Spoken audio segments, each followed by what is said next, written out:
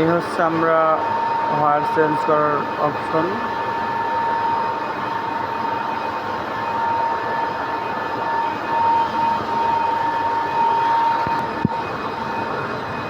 আপনাদেরকে দেখাবো কীভাবে এটা চেঞ্জ করতে হয়। এইখান থেকে মোটরের একটা পার্ট আলাদা করতে হবে।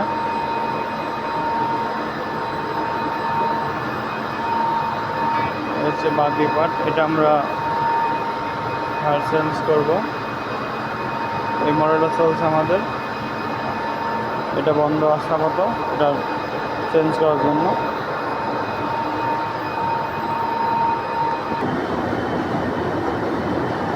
আর এই হচ্ছে আমাদের বাকিটা ওয়্যার চেঞ্জ করছি।